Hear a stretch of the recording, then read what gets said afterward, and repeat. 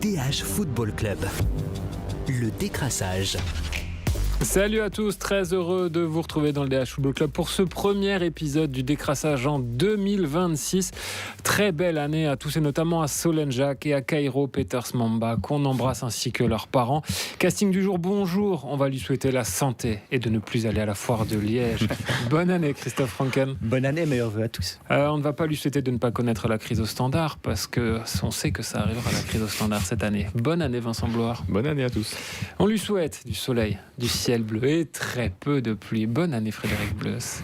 Bonne année à tous et meilleurs vœux aux heureux parents. Et on lui souhaite de ne pas se faire de cheveux et de nous servir encore des anglicismes. Bonne année Romain Van Der Pluim. Happy New Year. Et vous le savez, dans le décrassage, l'important, c'est les 3 points. L'important, c'est les 3 points. 3 points, il en a eu quand même un petit peu plus, hein, notre ami Arden Yachari est du soulier d'or sur un tour. On va se poser la question, messieurs, est-ce un petit braquage ou est-ce un sacre mérité? Christophe, il a fait ce que De Bilde et Suarez ont fait en leur temps. Ouais, mais je pense que c'est les trucs mérités ou pas sur le soulier d'or, on ne sait jamais le dire parce qu'il y a... Tout le monde a des avis différents, tout le monde aurait voulu un joueur parfois différent. Donc c'est compliqué. Ce qui est bien dans le soulier d'or, c'est de regarder le palmarès avec 5 ans de retard après et de se dire « Ah, on est fier d'avoir ce gars-là au palmarès ». Et je pense que Yachari, dans 5 ans, on sera très fier de se dire « Il est au palmarès, oui, il a joué dans le championnat de Belgique, c'est nous qui l'avons fait exploser ». Et on sera content parce que c'est quand même un sacré joueur. On l'a un peu perdu de vue parce qu'il est parti et surtout parce qu'il s'est blessé, fracture du péroné à l'AC Milan, quasi un de ses premiers entraînements. Et donc voilà, c'est un joueur qui va revenir, qui va être important à Milan et qu'on sera content d'avoir. C'est juste vous donner des petits éléments chiffrés. Hein. Donc podium du premier tour, Yachari 351 points, Sadiki 145, David 107, deuxième tour Van Aken 220, Tsolis 199, Zorgan 167, ce qui nous donne le classement final. Yachari premier avec 351 points, Hans Van Aken deuxième avec 304, Tsolis 243, Zorgan 168 et Sadiki 145. Romain. Mais on se fait la réflexion parce que je rebondis sur ce que disait Christophe. Le palmarès, franchement, si vous avez l'occasion d'aller voir le palmarès soulier d'or, à part Onuachu dans ces dernières années, parce qu'Onuachu n'a pas réussi comme on le pensait, c'est que des top joueurs. Donc il fait partie d'une belle classe de grands joueurs. Isquierdo aussi un peu. Oui, Isquierdo, mais qui était un phénomène sur le moment. Mais voilà, qui n'a pas réussi à percer en Angleterre après. Quoi. Ouais. Un Farmer League, la Pro League. Fred, mérité ou petit braquage? C'est toujours difficile, comme dit Christophe, de dire si c'est mérité ou non. Je trouve que c'est surtout le soulier d'or qui symbolise une première partie de saison et donc un deuxième tour de vote où il y a personne qui s'est vraiment mis en évidence. Un peu par défaut, du coup. Voilà, un peu par défaut. Il n'y a pas une star qui sort du lot.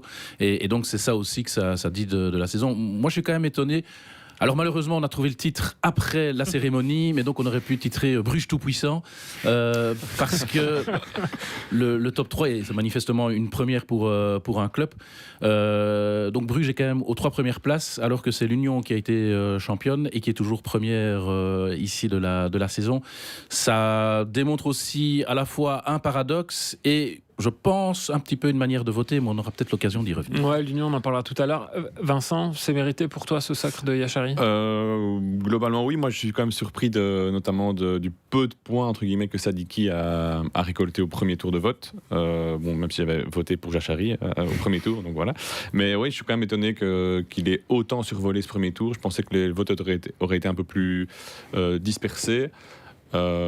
Tout comme je pensais que Tsolis était en mesure quand même de rattraper davantage le retard qu'il avait peut-être au premier tour, vu son deuxième tour là, enfin son deuxième tour de premier tour de la saison, mais deuxième tour de vote. J'espère que c'est clair, parce que j'ai rien compris. Il est toujours super important, autant en championnat qu'en Coupe d'Europe. Donc ouais, je suis quand même un peu. C'est maintenant la jurisprudence Nathan de Cat en fait, parce qu'il a été élu aussi espoir de l'année sur un tour. En fait, quand un mec est vraiment au-dessus du lot, parce que Yachari c'était vraiment ça, hein, on était face à un phénomène et on a tous eu envie de donner 3 points. Et je pense qu'on a quasi tous autour de la table, en tout cas moi j'ai donné 3 points, tu viens de dire que tu as donné 3 points pour Yachari. Je pense que j'en ai donné 3 à Sadiki. Ah voilà, t'es l'exception qui confirme la règle. Mais globalement, en fait, quand il y a un mec qui survole autant et qui prend à chaque fois les 3 points, à moins que ce soit pareil au deuxième tour, c'est quasi impossible de le rattraper. Fred, c'est quand même intéressant aussi de rappeler comment on vote et qui vote, parce que ça reste un peu nébuleux, même si nos confrères du Let's Tennis ont levé un coin du voile la semaine passée sur le mode de scrutin. Oui, voilà, donc pour ce qui est des votants, c'est un panel de journalistes et d'analystes. Les les anciens vainqueurs, mais qui ne sont plus actifs. Donc, par exemple, Torgan Hazard ne pouvait pas voter. Sinon, il aurait voté pour lui. Hein. Sinon, il aurait voté pour lui et il se serait donné les 3 points.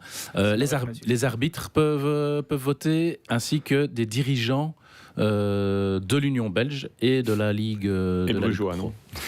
Et Brugeois, mais on Ça y lance la reviendra polémique. peut-être. Ouais, je crois que même le team manager et le kitman à Bruges doivent voter.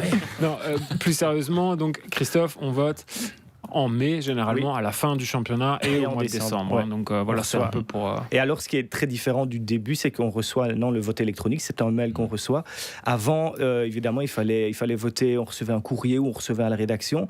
Ouais, tu Et là- recevais des cartons. Hein, Ouais, carrément, et là, les gens oubliaient parfois de voter vraiment le premier tour. Là, avec le mail, on reçoit un rappel aussi. Il y a même 2 rappels qui Il y a- arrivent. Ouais, il tombe toujours dans mes spams, hein, soit il en passant. Il y a eu, pour Donc, donner- c'est plus facile de voter pour les Ouais. 2 tours qu'avant, ce qui Ouais. a aidé Yachari, quoi. Et pour donner une idée, avant, quand c'était format postal, c'était 110 bulletins qui revenaient. Ici, avec la version électronique, ils ont reçu entre 160 et 170 bulletins. Donc ça donne déjà un panel, c'est vrai, un peu plus Mais large. c'est vrai que du coup, ce soulier d'or sur l'année, c'est plus 2 semestres finalement. Il faut vraiment les dissocier aussi. Ça, c'est important. On n'a pas encore parlé de Tsolis, messieurs. C'était le grand favori. Et au final, c'est le grand malheureux de l'histoire, Christophe. Ouais, il était très déçu en repartant. Il devait venir avec sa maman qui n'a finalement pas pu venir, mais son frère est venu exprès de Grèce, donc il était tout. On voyait, quand il est arrivé, il avait vraiment des étoiles dans les yeux. Il était tout émerveillé par le truc. Il expliquait que en Grèce, ça n'existe pas vraiment ce trophée qui rassemble tout le monde, parce que là, il y a l'élection du meilleur joueur grec du championnat et du meilleur joueur étranger. Donc il n'y a pas cette effervescence tout autour d'un seul vote. Et donc il était vraiment tout content. Et il ne faut pas oublier que c'était un flop à Norwich. Et donc, il revient un peu par D2, la D2 allemande. Et donc, il a que 23 ans. Et tout le monde lui promettait, quoi. Lui, sans doute, il débarque un peu, il ne connaît pas encore bien le système. Tout le monde lui dit, c'est toi qui vas l'avoir cette année. Van Aken lui-même, qui l'a gagné 3 fois, lui dit, cette année, c'est pour toi, moi, je ne l'aurai pas. Donc, la déception était vraiment très, très grande. D'autant plus que ça revient à un ancien équipier qui n'était pas parti en très bon terme avec le vestiaire de Bruges parce qu'il a forcé son transfert, ce qui n'a pas beaucoup plu ni à Van Aken, le capitaine, ni au reste de l'équipe. Donc il y a plein de petites crispations qui ont eu...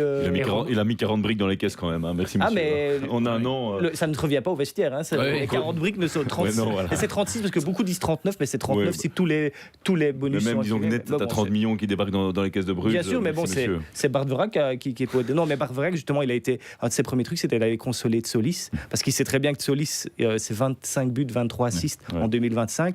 Il a intérêt que pour la Coupe, le championnat qui arrive directement ici, Tsolis revienne en forme et qu'il ne faut pas un contre-coup, comme l'écrivait Ludo van de Waal, notre confrère estimé du Newsblad aujourd'hui. Il explique, en se souvenant dans le passé, que Luc Nilis avait cru l'avoir une année, il l'avait pas eu. Il ne l'a jamais eu et il avait eu un terrible contre-coup pendant plusieurs mois derrière et on ne le souhaite pas à Tsolis évidemment, mais ce serait un sale coup pour Bruges. Il pourra se consoler avec les Pro League Awards, c'est plus important que le Soulier d'Or quand même. Évidemment. Et il est quand même reparti avec un petit trophée puisqu'il a été élu plus beau but de la saison. Qui n'était pas top les plus beaux de la Non, saison, on va être retourné très à honnête. Nender et on a l'impression que la production le savait, lui a dit on va quand même lui donner un petit trophée de consolation, quoi. Mais- C'est vrai qu'on parlait souvent, hein, messieurs, ces dernières années, de la fameuse malédiction du soulier d'or. Là, ça peut être une malédiction inverse. Fred, il va falloir le remotiver. Il va falloir le remobiliser. Et ce qui est surprenant, c'est qu'il ne finit même pas deuxième. Il finit troisième. Ça aussi, ça quand même, parce que même parce que là, pour le coup, Jachari n'est plus là, mais Van Aken lui est toujours là, même si ça reste un indéboulonnable. Mais pour Tsolis, oui, ça va être un coup qu'il va falloir digérer. Il va falloir le remobiliser, le remettre en route. Donc là, Ivan Leko aura un peu de management à gérer. Les Brugeois sont là, mais les unionistes, eux, ne l'étaient pas vraiment. Où sont passés les unionistes dans ce classement, messieurs? Parce que donc, quand on descend du podium, Adem Zorgan, 4e avec 168 points. Il en a quand même eu un sur le premier tour à Charleroi.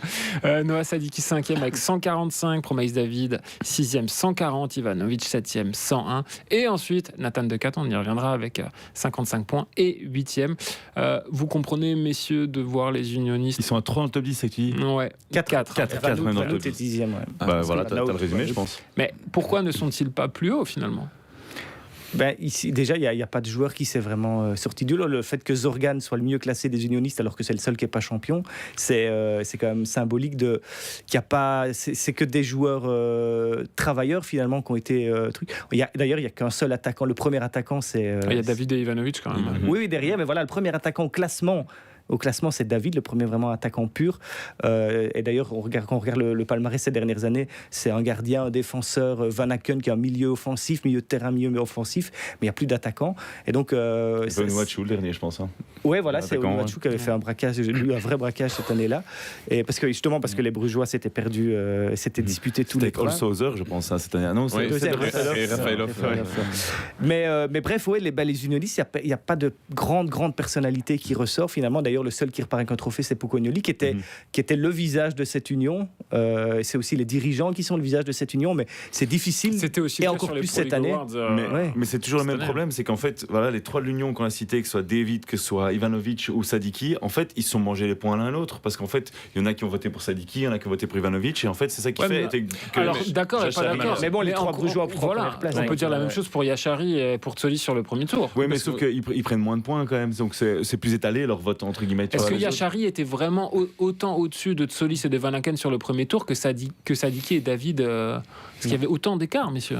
Mais je pense que là aussi, les performances en Champions League, il ne faut pas oublier que Bruges a été en 8e de finale donc la saison passée, donc au moment où Yachari était encore là pour le premier tour de vote. Et donc ça influence beaucoup plus que le championnat. Et je pense qu'une bonne performance en Ligue des Champions, c'est pour ça aussi que Van Aken a pris beaucoup de points au second tour. Ça marque beaucoup c'est plus. C'est comme ça que Suarez avait été élu aussi. Et les unionistes, évidemment, en Europe, ça a été un peu moins brillant, parfois pas mal, mais moins brillant quand même. Je suis toujours un peu sceptique quand on dit mais quand une équipe championne n'obtient pas le soulier d'or, on dit mais c'est un titre collectif, c'est une œuvre collective, les votes se sont éparpillés, mais pour moi un titre c'est toujours une œuvre collective, donc il y a potentiellement chaque année parfois t'as une superstar, tu vois. Parfois t'as une superstar. L'Union n'avait pas cette superstar. Sadiki a fait des playoffs incroyables, ça on lui enlèvera pas, mais Chachari avait un autre niveau encore, tu vois. Mais peut-être que plus globalement, l'Union est victime un peu de son succès collectif, et ça pousse un peu à la caricature où on met d'abord en avant le collectif avant les individualités. Et puis je pense aussi, parce que c'est vrai, on en parlait, la différence est tellement nette, même en termes de répartition des voix entre les Brugeois et les unionistes, qu'en fait on peut aussi se poser la question de savoir si l'Union est réellement reconnue comme un club du même calibre que Bruges. Et là, c'est peut-être, même aussi aux yeux des votants, ça veut dire que les joueurs n'ont pas non plus la même valeur quand ils passent au vote. Les joueurs de l'Union n'ont pas la même valeur que les joueurs de Bruges. Et ça pose aussi la question de l'emprise de Bruges sur le football belge, sans tomber dans sur le collège des votants. Pour autant. Encore une polémique. Non, et sur le collège des votants aussi. Voilà, c'est ça, mais oui, globalement. Les votants sont principalement pour les journalistes, il y a beaucoup plus de néerlandophones que de francophones. Mais ce qui représente aussi, d'une certaine manière, le paysage de la. Bien sûr. Mais je veux dire, si Tsolis n'avait pas gagné, c'est Hans Van Aken qui aurait été soulier d'or. Mais ça aurait été évidemment et forcément un beau vainqueur. Ça aurait été très beau pour le symbole avec Paul Van Imst, puisqu'il aurait égalé Paul Van Imst. Mais il y aura toujours une distinction. On voit une différence marquée entre Bruges et les autres sur les distinctions individuelles.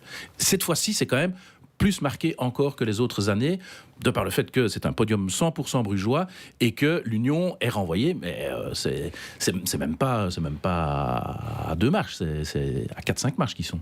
Christophe. Oui, mais puis aussi, même si évidemment je suis démenti par le fait que Yachari gagne, le fait que l'Union ait moins d'argent que Bruges, doit plus vendre, ça fait aussi beaucoup. Parce que Tsolis, théoriquement, après les playoffs qu'il a sortis, s'il jouait à l'Union, 8 buts, 5 assists, il serait parti pour beaucoup d'argent. Bruges a su le conserver, et ça, il était l'ultra favori, mais il n'a pas gagné, on en a parlé.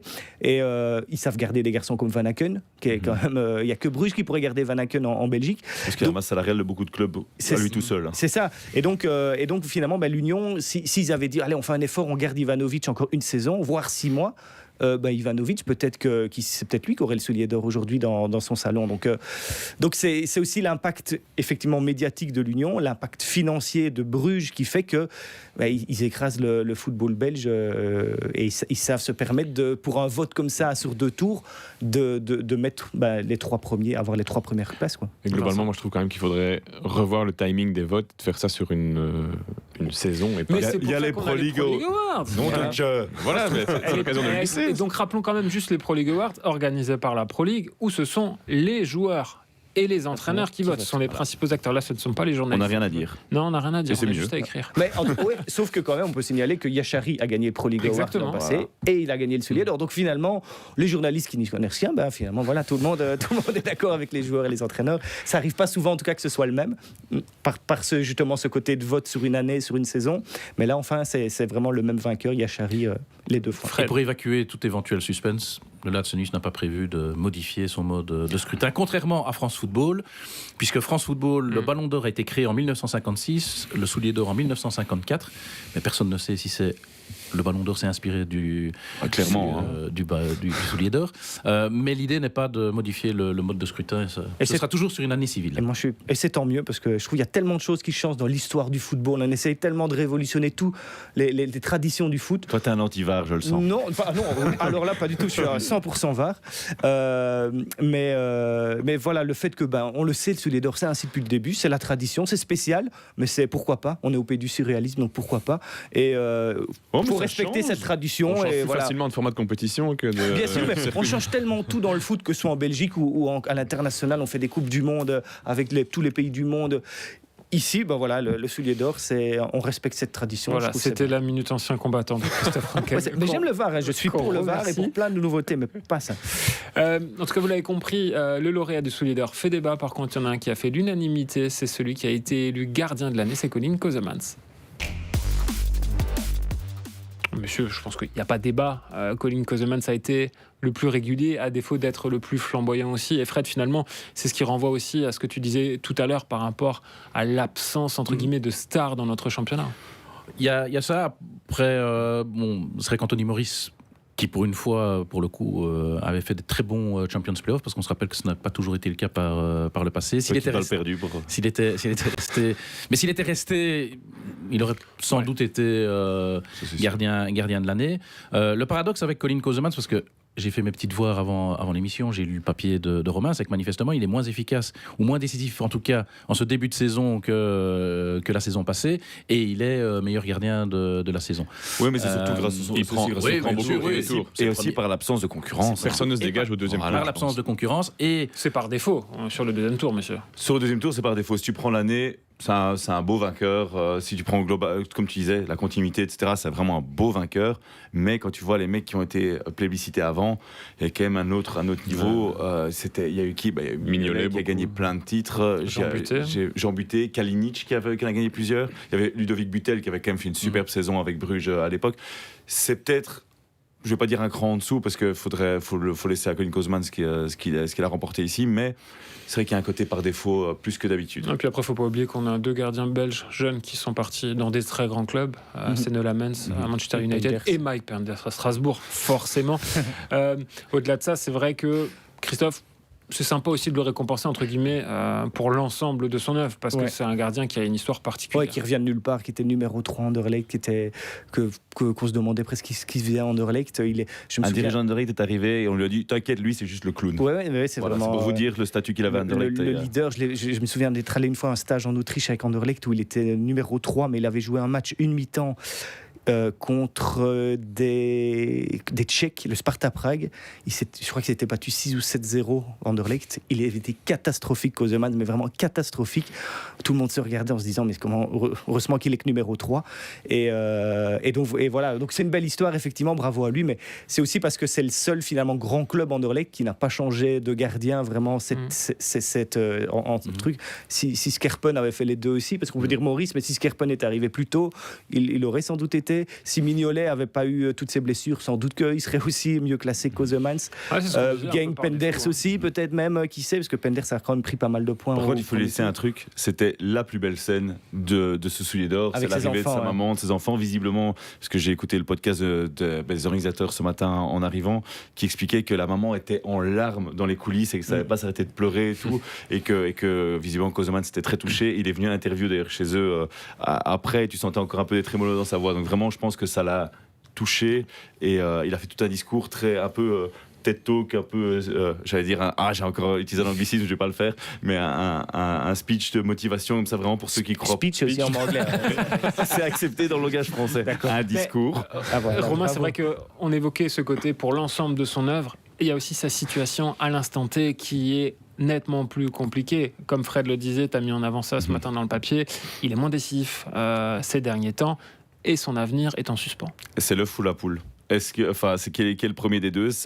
Est-ce que c'est parce qu'il y a ce contrat qui l'embête qu'il est moins décisif, ou alors est-ce que ça traîne aussi un petit peu parce qu'il est moins décisif? C'est un peu une situation On bizarre. rappelle, hein, Colin Kozeman, il a 33 ans, il est au club depuis 2021, son contrat a été renouvelé une première fois, c'était en 2023, il Ouais. lui reste 18 mois dans son bail Exactement. actuel, et la question est de savoir est-ce qu'on va le prolonger ou pas, sachant qu'à Anderlecht, il y a une nouvelle politique avec un salaire fixe qui est plus bas et des primes qui sont plus élevées. Lui, il aura quand même un salaire fixe plus haut que ce qu'il a déjà, mais je suis d'accord avec toi, c'est plus bas par rapport aux normes anderlechtoises d'antan.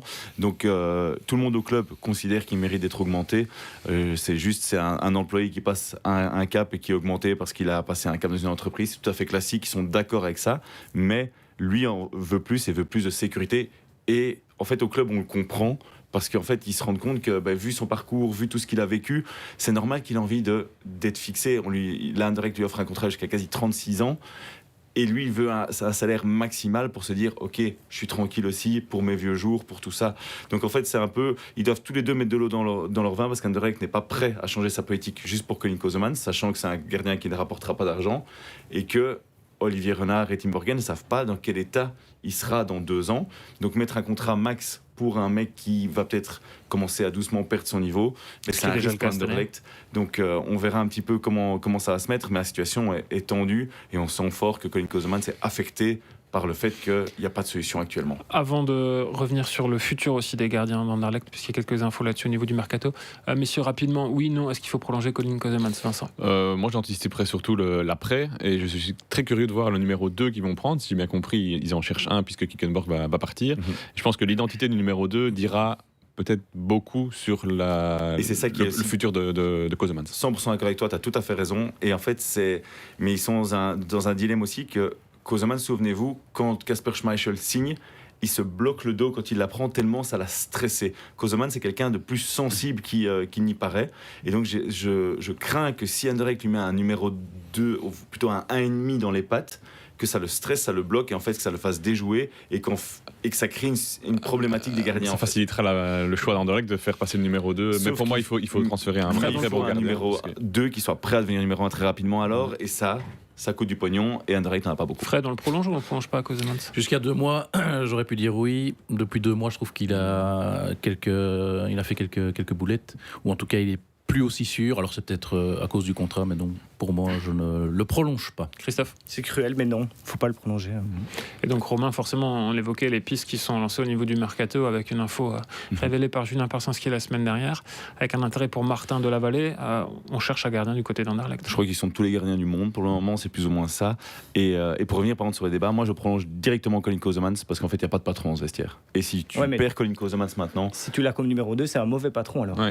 Il va non, râler, mais il faut que tu le prolonges pour lui dire t'es le numéro 1 et on va encore faire au moins 1 an et demi avec toi. Il Et puis- n'y a rien de pire pour se mettre Ouais. en danger. Et si Anderlecht le piéger. prolonge en disant t'es le numéro 1, autant dire aux supporters vous pouvez prendre un abonnement, mais on va pas jouer le On va titre pas tout de jouer le suite. titre, hein. ouais, C'est un bravo, il est gardien de l'année. Ouais. Mais je suis désolé, t'es pas champion avec Colin Kozeman. Faut être honnête. Ouais, moi je trouve que ça reste un très bon gardien et il fonctionne dans le jeu d'Anderlecht et ça va être très difficile de trouver un gardien qui va avoir autant de qualité que lui pour le budget qu'a Anderlecht. Donc c'est pour ça que à l'instant T, j'imagine pas Anderlecht avoir l'argent pour faire un gardien qui va être meilleur que Colin Kozeman à court terme.